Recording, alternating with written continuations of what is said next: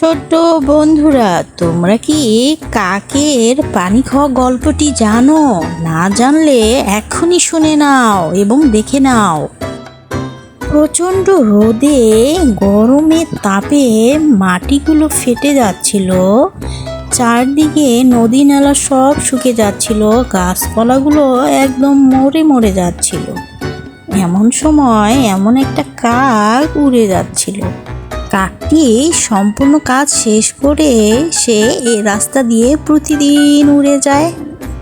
বাড়ি ফেরার সময় সে মাঝে মাঝে এইখানে সেখানে গিয়ে বসে। সে দেখতে খুবই সুন্দর ছিল। আমার নাম লিও। আমি কাজ শেষে বাড়ি ফেরার সময় প্রতিদিন এই ডালে এসে বসি। আমি অনেক কষ্ট করতে পারি এবং পরিশ্রম করতে পারি। সূর্য যখন শেষ বিকেলে পাহাড়ের নিচ দিয়ে ডোবে, ঠিক তখনই কাকটা উড়ে উড়ে বাড়িতে যাচ্ছিল। হঠাৎ সে একটি গাছের নিচে বসে হাঁপাতে থাকে।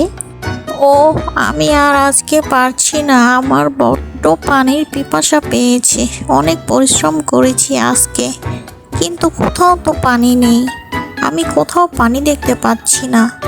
চারদিকে ধুধু মরুভূমি, মাঠ ঘাট সব ফেটে চৌচার হয়ে গিয়েছে। আমি কোথায় পানি পাবো? পানির পিপাসায় আমার জীবনটাই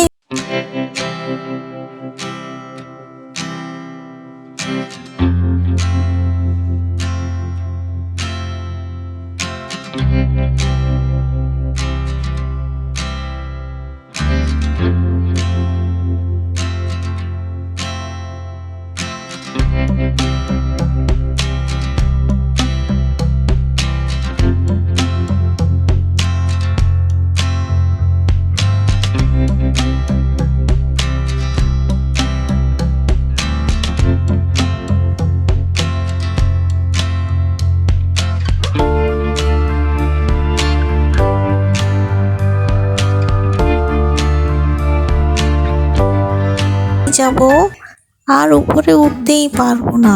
পানিটা তো অনেক নিচে, কি করি এখন? কাকটা অনেক চেষ্টা করছে পানি পান করার জন্য, কিন্তু সেই কিছুতেই পানি হাতে পাচ্ছে না।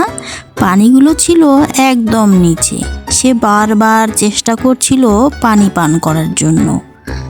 সেই পাত্রটি এমনভাবে ছিল, পানিগুলো একদম নিচে ছিল।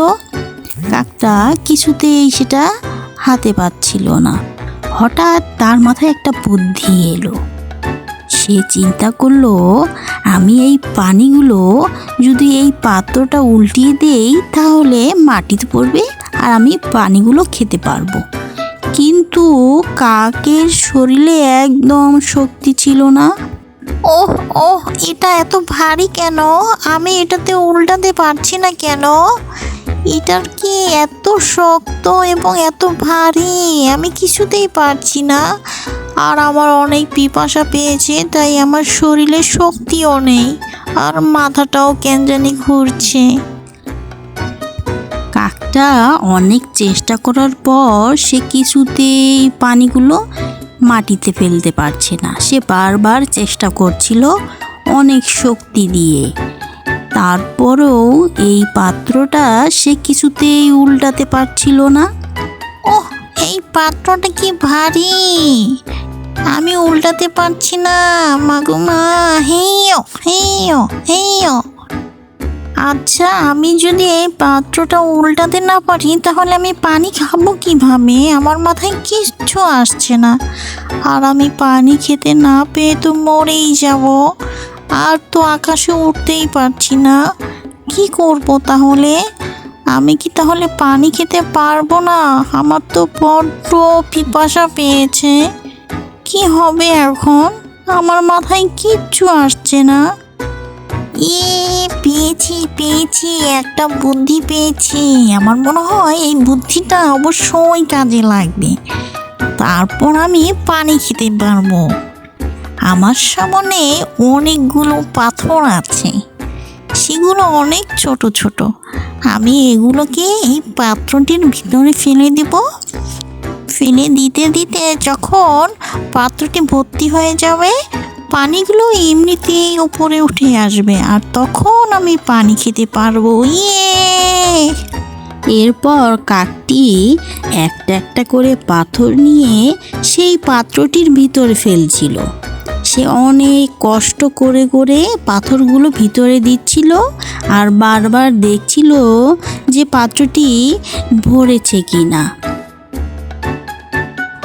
এই পাত্রটির ভিতরে অনেক পাথর দিতে হবে, নইলে পানিগুলো তো উপরে আসবে না, আর পানিগুলো উপরে আসলে তখন আমি খেতে পারবো। ইয়ে! কি মজা, কি মজা! একে একে সব পাথর এই পাত্রটির ভিতরে কাকটা দিল এবং পানিগুলো উপরে চলে এলো আর নিচে পাথর রইল। কাকটা অনেক পরিশ্রম করে এই কাজগুলো করেছে।